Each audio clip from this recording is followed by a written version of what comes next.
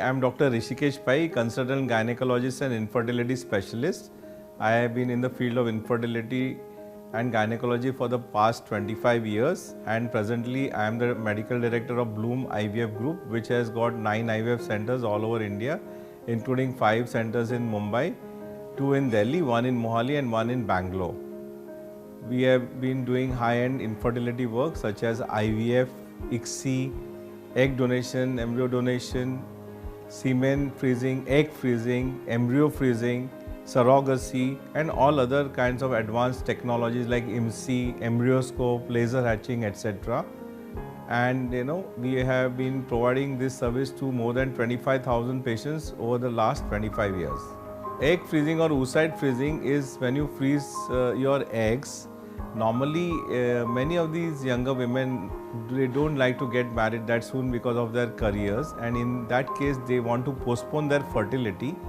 Also, many of them don't meet the right person to get married to, and as a result of which they would like to have the choice of having their eggs frozen for future use.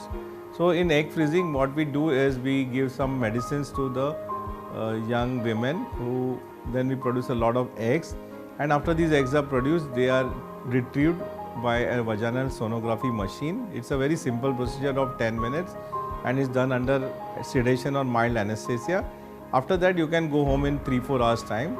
Those eggs that are removed are then frozen in liquid nitrogen and stored in liquid nitrogen at minus 200 degrees centigrade.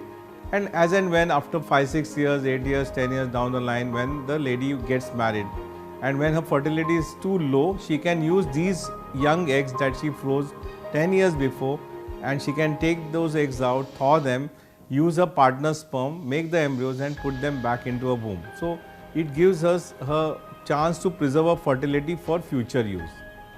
It also can be used for other purposes, such as we use it for our egg donation program. We can actually use donor eggs to give pregnancies to patients.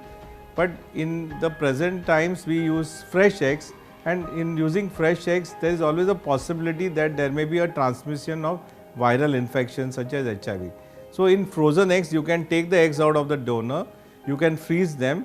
After 6 months, you can do a HIV test on the donor and see that she is free of any viral diseases like HIV, and then use those quarantine eggs for the egg donation program. So in this way, you totally eliminate the chance of transmitting a HIV or a hepatitis B or a hepatitis C virus to the recipient. The egg freezing program can also be used for patients who have cancer. Many of these patients, they undergo chemo and radiation therapy, and this therapy can totally destroy their ovaries. So prior to the chemo and radiation therapy, you can take the eggs out, freeze them, have the chemo radiation therapy. Many of these patients, if the cancers are detected earlier in their life, they can have total cure from the cancer. So after the total cure is there, after 4-5 years, when they get married and they decide to have families, they can use the frozen eggs and have families of their own.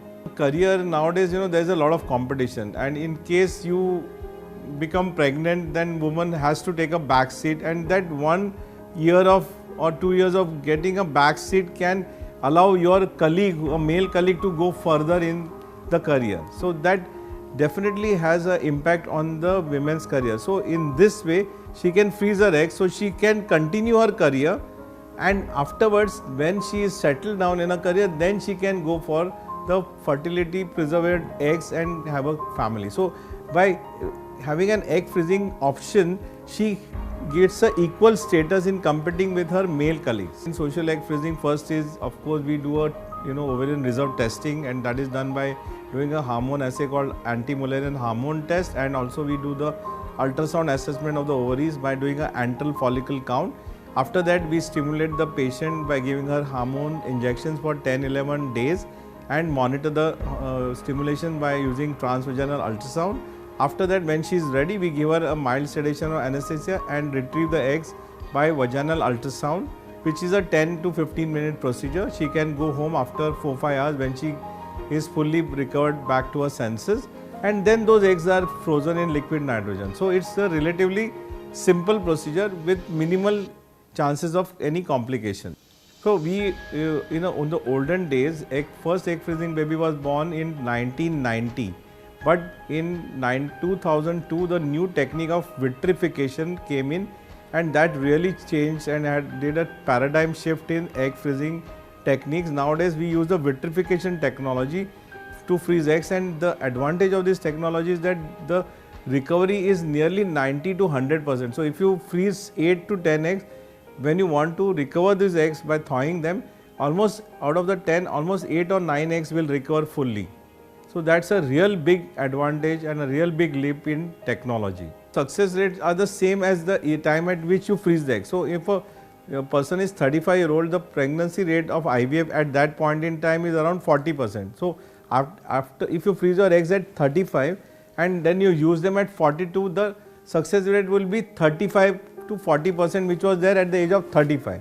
But if you freeze the eggs at 39, the pregnancy rate is at that point in time is, let's say, 15-20%. So, then you use the eggs at the age of 44, then your chance of pregnancy will be 20%. So, the age at which you freeze the eggs, the success rate of that person at that point in time will be the success rate whenever you use the eggs in the future. And hence, we advise that if at all you need to freeze your eggs, you need to freeze them before the age of 35, preferably before the age of 30, when your reserve and your fertility is at a very high level, so enough eggs can be frozen. Many of these patients, they are coming to me at the age of 39 and 40. At that point in time, your ovarian reserve is already depleted, and we can't really freeze a lot of eggs. As far as the safety of egg freezing is concerned, a lot of studies have been done now, because as I told you, egg freezing has already been used for the frozen egg donor program extensively, including in our group in Bloom IVF in Lilavati Hospital, in Fortis Hospital, in DY Patil Hospital, and the outcomes are similar. There is no difference in outcomes as far as the malformation rates are concerned, as far as the delivery rates are concerned. So, the procedure is quite safe. If you want to meet me and consult me, then I am always available for you all over. You just need to visit our website. However, I am always available on second floor IVF department at Lilavati Hospital, Mumbai, Bandra, and also available in Fortis Lafayette Hospital and Fortis Hospital, Gurgaon in New Delhi. I am also available at the Fortis Mohali Hospital in Chandigarh. We are also available at the Sakra Hospital in Bangalore and the DY Patil Hospital in New Bombay, Navi Mumbai. My contact email ID is hdpai@hotmail.com.